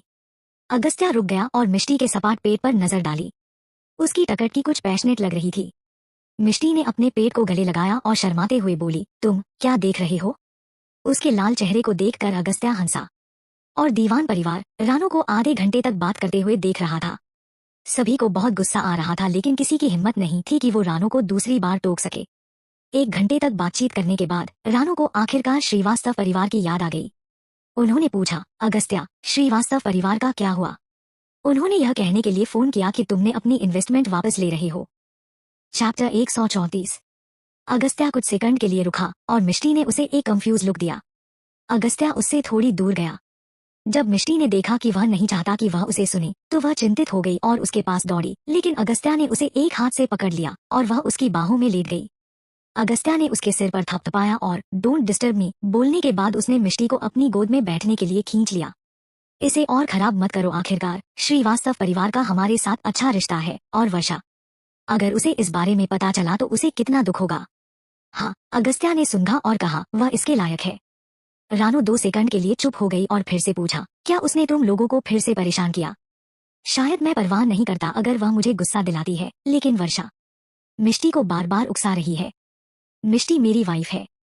मैं किसी को भी उसे डरा धमकाने नहीं दे सकता। कहने की बात तो यह है कि वर्षा ने बहुत सारी गलतियां की हैं। मैंने सिर्फ आपकी खातिर, दादी, श्रीवास्तव परिवार का बिजनेस सीधे तौर पर नहीं खरीदा। यह सुनकर मिष्टी के एक्सप्रेशन जम गए। क्या अगस्त्या ने यह सब सिर्फ इसलिए किया कि वर्षा ने रैना को जेब चोरी करने का ऑर्डर दिया था और इसीलिए वह गुस्सा हो गया और उसने श्रीवास्तव परिवार को निशाना बनाया? मिष्टी टच हुई और वह अपनी ठुड्डी को सहलाए बिना नहीं रह सकी। अगस्त्या ने अपनी आंखें नीचे की और सुंदर लड़की को अपनी बाहों में देखा और अपनी ठुड्डी को उसके माथे पर टिका लिया। रानू कहने से पहले काफी देर तक चुप रही। हालांकि मुझे नहीं पता कि क्या हुआ। अगर वर्षा ने बार बार मिष्टी को उकसाया है तो तुम जो कर वो सही है। आखिरकार मिष्टी मेरी बहू है, इसलिए मैं किसी को भी डराने धमकाने नहीं दूंगी। इस मामले में मैं तुम्हें सपोर्ट करती हूँ। थैंक यू दादी, अगस्त्या हल्के से मुस्कुराया। उसके फोन रखने के बाद मिष्टी ने चिंतित होकर उससे पूछा, तुम कैसे हो? क्या दादी ने तुम्हें दोष दिया? गेस करो। अगस्त्या ने अपनी नाक का सिरा खुजलाया। जैसे ही मिष्टी ने उसके चंचल एक्सप्रेशन को देखा, उसने अनुमान लगाया कि सब ठीक है और बोरियत में कहा, अगर वह तुम्हें दोष देती तो तुम मुझसे गेस करने के लिए कैसे कह सकते हो? अगस्त्या हंसा और कहा, तुम होशियार हो। वर्षा ने मेरा जेड पेंडेंट चुराने की कोशिश की। क्या तुम्हें लगता है कि उसने सुना है कि तुमने इस जेड को एक नीलामी में ज्यादा कीमत पर खरीदा है, इसलिए उसने इसे चुराने के बारे में सोचा क्योंकि उसे जलन हो रही थी? मिष्टी ने अनुमान लगाया और अगस्त्या से पूछा। अगस्त्या ने सहमति में सिर हिलाया। जब मिष्टी ने देखा कि वह उससे सहमत है तो वह बहुत खुश हुई। उसे अब कोई परवाह नहीं थी क्योंकि वह संतुष्ट थी, इसलिए वह आगे बढ़ी और अगस्त्या की कमर को गले लगाया और कहा, चलो सो जाओ। अगस्त्या ने अपनी बाहों में लड़की को देखा जिसके चेहरे पर खुशी थी। अगस्त्या की सांसें तेज हो गईं। अच्छा। अगस्त्या ने धीरे से उसके सिर को अपने सीने में दबाया। मम्मा? मिष्टी ने अपना सर उठाकर उसे देखा और कंफ्यूजन में पूछा। अचानक मिष्टी ने अपने होठों पर गर्माहट महसूस की क्योंकि अगस्त्या के होंठ उसके होंठों पर थे। मिष्टी की आंखें चौड़ी हो गईं। उसके एक्सप्रेशन को भांपते हुए अगस्त्या ने हल्का सा उसे काट लिया। मिष्टी के कराहने की आवाज आई, फिर अगस्त्या की कोमल और प्यार भरी आवाज उसके कान के बगल में आई, गुड गर्ल। मिष्टी अपने पिछली लाइफ के एक्सपीरियंस से समझ गई कि अगस्त्या क्या चाहता है। अगस्त्या ने उसे अपनी बाहों में उठा लिया और बेड की ओर चलने लगा। अगस्त्या ने अपने घुटने को बिस्तर पर टिका दिया और धीरे से उसे नीचे लिटा दिया। वह उसके ऊपर चढ़ गया और अपनी ब्यूटीफुल वाइफ को एडमायर करने लगा। अगस्त्या। मिष्टी का बायां हाथ अपने होठों के पास लाया और उस उंगली को चूमा जिस पर अंगूठी थी। फिर अगस्त्या ने अपनी शर्ट उतार दी और मिष्टी के पास झुक गया। मिष्टी ने उसके सुडौल शरीर को तारीफ भरी निगाहों से देखा, जो उन सख्त, अच्छी तरह से डिफाइंड मसल्स को दिखा रहा था। अगस्त्या के लंबे शरीर की प्रेजेंस ने मिष्टी के छोटे शरीर को पूरी तरह से ढक दिया। उसके आर्म ने मिष्टी को अपने बीच में जकड़ लिया। अगस्त्या मुस्कुराई और उसके माथे से उसकी ठुड्डी तक किस किया, फिर उसके कान के पास गया और उसे चूमा। फिर वो उसकी गर्दन की ओर बढ़ा। मिष्टी ने अपने हाथों को अगस्त्या के सिर के चारों ओर लपेट दिया और उसे वो करने दिया जो वो करना चाहता है। अगस्त्या ने अपना चेहरा मिष्टी की गर्दन में दबा दिया, उसे बेतहाशा किस कर रहा था और चूस रहा था। उसने उसकी गर्दन के खोखले हिस्से को चाटा, जिससे मिष्टी कराहने लगी। अगस्त्या फिर उसके गुलाबी होठों के पास गया और अपनी जीभ से उसके अंदर घुस गया। उनके मुंह के बीच कोई जगह नहीं छोड़ी। लंबे समय तक चूमने के बाद वे अलग हो गए, जोर से हांफने लगे और लार की एक पतली रेखा अभी भी उन्हें जोड़े हुए थी। मिष्टी के होंठ किस करने की वजह से सूज गए थे, जिससे अगस्त्या को यह देखकर खुशी हुई। अगस्त्या ने उसकी ड्रेस उतारी। उसने महसूस किया कि मिष्टी का शरीर तारों की रोशनी में और भी ज्यादा सफेद चमक रहा है। मिष्टी ने अपना टमाटर जैसा पका हुआ चेहरा उसकी निगाहों के नीचे उतारा और अपनी करवट लेटे हुए दाहिनी ओर मुड़ गई। अगस्त्या ने उसके कान की बाली खींची और जोर से काटा। आ रहा, तुम कहीं भाग नहीं सकती। My wife. अगस्त्या उसके कान में फुसफुसाया। उसकी धीमी कर्कश आवाज अपने साथ मीठे झटके भी लाई। उसने जल्दी से उसकी ब्रा का हुक खोल दिया जबकि उसका दूसरा हाथ उसकी कमर को सहला रहा था। मिष्टी के कोमल कोमल ब्रेस्ट नजर आने लगे। उसने और इंतजार नहीं किया और उसके ब्रेस्ट को अपने मुंह में डाल लिए। मिष्टी अपनी आवाज पर काबू नहीं रख सकी। अगस्त्या के हर एक टच से उसका मन खाली हो रहा था, उसके शरीर में आग लग रही थी। उसने महसूस किया कि उसका खून उसके दिल में दौड़ रहा है।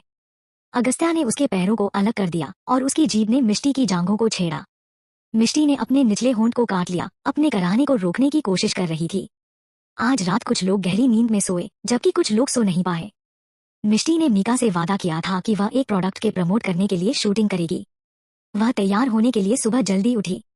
बिस्तर पर अगस्त्या उसे अपनी बाहों में चाहता था, इसलिए उसने अपना हाथ बेड के दूसरी साइड बढ़ाया, लेकिन उसे कुछ महसूस नहीं हुआ। उसने एक झटके से अपनी आंखें खोली और पाया कि उसके पास कोई और नहीं है। जब उसने दूर देखा तो उसने देखा कि मिष्टी ड्रेसिंग टेबल पर बैठी है और उसके कंधे आधे खुले हुए हैं और वह आईने में देख रही है। मिष्टी ने उसकी टकटकी को महसूस किया। वह मुड़ी और जैसे ही अगस्त्या ने आंखें मूंद ली, उसने कहा, देखो तुमने मेरी गर्दन पर कितने निशान बनाए हैं, मैं इन्हें कैसे हाइड करूं? उसने अपनी गर्दन पर हिक्की को ढकने के लिए फाउंडेशन का कश लिया। अगस्त्या ने आंख खोली और उसका दिमाग पिछली रात के फ्लैशबैक में वापस चला। फिर वह अजीब तरह से खांसा और मिष्टी के पास गया और कहा, मुझे देखने दो। मिष्टी ने अपनी ठुड्डी उठाई और आरोप लगाते हुए उसकी ओर देखा। अगस्त्या ने अपनी आंखें नीचे की, वह अब अपनी आंखें उस पर से नहीं हटा सका। मिष्टी की खूबसूरत कॉलर बोन पर खरोंच के निशान थे। ऐसा नहीं था कि वह कठोर थे, लेकिन उसकी स्किन इतनी कोमल थी कि उसका एक जरा सा निशान भी उभर कर सामने आ जाता था। और तभी उसने थोड़ी सी निराशा के साथ अपनी निगाहें हटा लीं। मुझे आज एक कमर्शियल शूट करने का अपॉइंटमेंट है। मुझे क्या करना चाहिए? मिष्टी ने बेप्सी से पूछा। मत जाओ, अगस्त्या ने मोटे तौर पर कहा। यह सुनकर मिष्टी ने कहा, यह अच्छा नहीं है। हमने पहले से एक अपॉइंटमेंट की है। मिष्टी ने अपने शरीर पर निशानों को बेप्सी से देखा। पिछली रात जब एक क्रिटिकल मोमेंट आया तो अगस्त्या अचानक इसलिए रुक गए क्योंकि उनके पास कंडोम नहीं था। मिष्टी को अगस्त्या के लिए सॉरी फीलिंग हुआ, लेकिन वह अभी प्रेग्नेंट नहीं होना चाहती थी। पिछले जन्म वह एक ही बार में प्रेग्नेंट हो गई थी। वह अब इसे आजमाने की हिम्मत नहीं करेगी। बच्चों के बारे में सोचने से पहले कम से कम उसे कॉलेज से ग्रेजुएट होने तक इंतजार करना चाहिए। अगस्त्या ने भी इसके बारे में सोचा था और मिष्टी ने उससे कहा कि वह पिल ले सकती है, लेकिन अगस्त्या ने मना कर दिया। उसने बस मिष्टी को चूमना जारी रखा और बाद में बिना जाने कि उसके बाद क्या हुआ वह सो गई और आज जब वह उठी तो उसके शरीर पर निशानों को देखकर हैरान रह गई। कल रात अगस्त्या ने कितनी देर तक किस किया? Please follow my profile dear readers. Chapter 135। कल चली जाना। अगस्त्या ने उसके हाथ से कॉम्पैक्ट पफ को लेने के लिए हाथ बढ़ाया। जब मिष्टी ने उसका सीरियस टोन सुना तो वह मना नहीं कर सकी। हालांकि यह कोई भी ऐड बनाने का सही तरीका नहीं है। मिष्टी ने कहा, फिर मैं मीका से पूछूती और देखती कि क्या हम इसे पोस्टपोन कर सकते हैं। अगस्त्या के एक्सप्रेशन बेहतर हो गए और वह नीचे झुक गया और उसके माथे पर यह कहते हुए चूम लिया कि ठीक है, मैं कल तुम्हारे साथ चलूंगा। ठीक है। मिष्टी ने आज्ञाकारी ढंग से सिर हिलाया। क्या मैंने वही देखा जो मुझे लगता है कि यह है? मिष्टी, क्या तुमने कल रात अपनी विर्जिनिटी खो दी? हॉस्टल रूम में आने के बाद मिष्टी ने अपनी जैकेट उतारी जिसे देख मानवी ने अपनी आईब्रो चढ़ा ली। उसने मिष्टी की गर्दन पर निशान देखे और उसकी आंखें हैरानी से लगभग बाहर निकल आईं। नहीं, बेप्सी से सिर हिलाते हुए मिष्टी ने कहा। फिर ये तुम्हारे निशान? मानवी ने मुश्किल से निगल लिया और कहा, तुम्हारा हस्बैंड बहुत रुड है। अगर मुझे नहीं पता होता कि तुम्हारे पास अगस्त्या है तो मैं सोचती कि क्या तुम्हें किसी गली में घसीटा गया है। यह सुनकर मिष्टी ने एक पल के लिए उसे गुस्से से देखा और कहा, यह सिर्फ एक हिक्की है। तुम क्या बकवास कर रही हो? हे, मैंने कभी नहीं देखा कि तुम्हें पहले हिक्की मिली है। अपनी वासना भरी एक्सप्रेशन को देखो। मानवी बुरी तरह हंसी। यह सुनकर मिष्टी शर्मा गई। मिष्टी ने कहा, मेरे नहीं तुम्हारे एक्सप्रेशन वासना से भरे हैं। तुम शर्मा रही हो तो मैं सही हूँ। कहो तुम कितनी दूर आ गए हो? मुझे बताओ कि तुम कितनी दूर आ गए हो। तुम्हारा हस्बैंड एक अनमोल आदमी है और उसे छूना कितना अच्छा लगता होगा। मानवी ने छेड़ा। आविका, तुम सही सवाल पूछ रही हो। आविका हंसे बिना नहीं रह सकी। यह सुनकर मिष्टी ने कहा, यह सही है। मुझे लगता था कि मुझे क्यूट टाइप पसंद है, लेकिन अब मुझे पता है कि अगस्त्या जैसा हॉट सेक्सी मैच्योर टाइप बहुत हैंडसम है। उसके एक टच से ही मैं बेहोश हो जाती हूँ। अविका ने अपनी आंखें घुमाई और कहा, क्या तुम दोनों अब चुप हो सकती हो? क्या मलिशा आज वापस नहीं आ रही है? मिष्टी ने मलिशा को नहीं देखा तो पूछा। वह एक फिल्म की शूटिंग कर रही है। वह अभी बहुत बिजी है और आज दोपहर हमारे पास क्लास नहीं है, इसलिए हम सेट पर जाने की प्लान बना रहे हैं। मैं अपनी आइडल को देखने के लिए बहुत एक्साइटेड हूँ। तुम लोग मेरी इस ड्रेस के बारे में क्या सोचते हो? अपनी स्कर्ट के हेम को उठाते हुए और मुड़ते हुए मानवी से पूछा। तुम बहुत खूबसूरत लग रही हो, मिष्टी ने थम्स अप के साथ कहा। मिष्टी, क्या तुम हमारे साथ आना चाहती हो? अविका ने पूछा। हाँ, क्यों नहीं। मेरी भी कोई क्लास नहीं और यूनिवर्सिटी तुम दोनों के बिना मैं बोर हो जाऊंगी। मिष्टी ने बेप्सी से कहा। वे तीनों हॉस्टल की इमारत से बाहर निकल गए और खेल के मैदान की ओर चल ही रहे थे कि तभी उन्होंने अपने पीछे किसी को का नाम पुकारते हुए सुना। मिष्टी ने पीछे मुड़कर देखा तो उसने देखा कि यह आरव और उसकी बहन थी। मिष्टी, क्या तुम लोग बाहर जा रहे हो? आरव ने मिष्टी के साथ चल रही दो लड़कियों पर एक नजर डाली और पूछा। मिष्टी ने हैरान होकर उन्हें देखा और कहा, हाँ, क्यों? कल रात जब रानू ने उसे फोन किया तो उन्होंने मिष्टी को बताया था कि आरव और तनीषा अब उसकी यूनिवर्सिटी में पढ़ेंगे। वो बहुत ज्यादा हैरान हुई थी क्योंकि जिस यूनिवर्सिटी आरव और तनीषा पढ़ते थे वो टॉप यूनिवर्सिटी थी और मिष्टी की यूनिवर्सिटी से कहीं ज्यादा आगे थी। इसके अलावा उनका इतनी जल्दी यहाँ ट्रांसफर होने की उसे उम्मीद नहीं थी। अगर ऐसा है तो हम भी बाहर जा रहे तो क्या हम तुम्हारे साथ चल सकते हैं? आरव ने पूछा। मिष्टी को उम्मीद नहीं थी कि दूसरी पार्टी ऐसा कहेगी। मिष्टी को सिरदर्द महसूस हुआ। मानवी और अविका ने मिष्टी को जुड़वा बच्चों का जिक्र करते सुना था।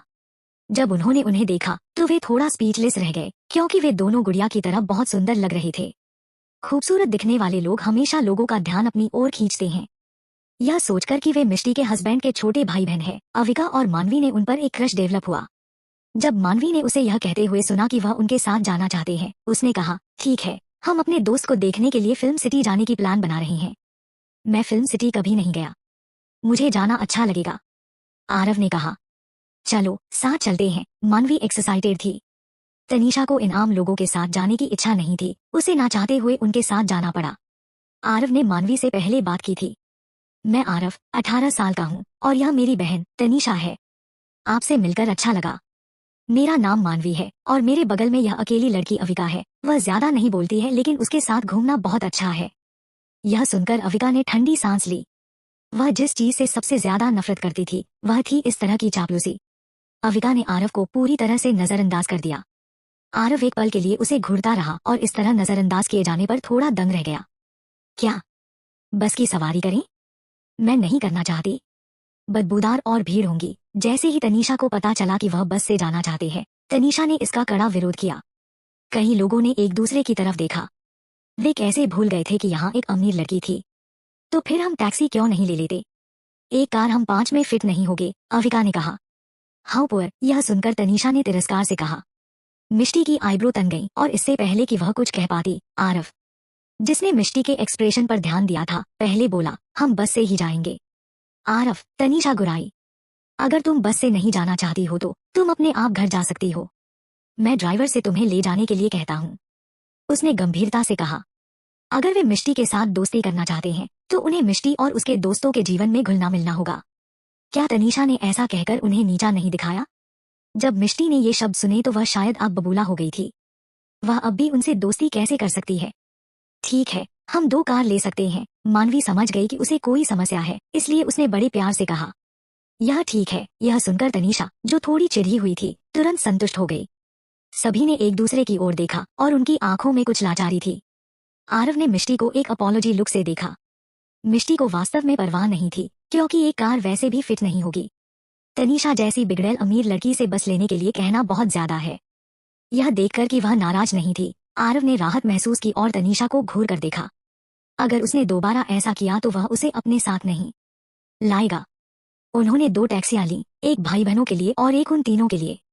आधे घंटे बाद आखिरकार वे फिल्म सिटी पहुंचे। यह वही है। वाह, वहाँ बहुत सारे लोग हैं। मानवी ने मौके पर इशारा किया और चारों ओर इकट्ठे हुए फैंस पर नजर डाली। फैंस आइडल की तस्वीरें पकड़े हुए थे या चेयरिंग बैनर पकड़े हुए हैं। उनमें से ज्यादातर मेल लीड एक्टर के फैंस हैं।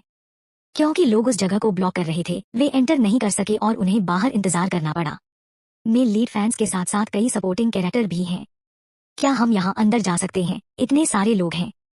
अविका ने आईब्रो चढ़ा ली। मैं कॉल करती हूँ और मलिशा से पूछती हूँ। मानवी ने भी बाहर इतने सारे फैंस को देखने की उम्मीद नहीं की थी और परेशान थी कि क्या किया जाए। उसने मलिशा को कॉल किया, जिसने उन्हें उसी जगह पर इंतजार करने के लिए कहा, और उन्होंने तुरंत मलिशा को देखा, जो एंशिएंट ड्रेस पहने हुई उनकी तरफ आ रही थी। हाउ गॉर्जियस, मानवी ने उसकी ड्रेस पकड़ी और तारीफ की। मलिशा थोड़ा शर्मिंदा हुई और बोली, यह पहली बार है जब मैंने कोई ड्रेस पहनी है, मुझे डर है कि यह अच्छा नहीं लगेगी।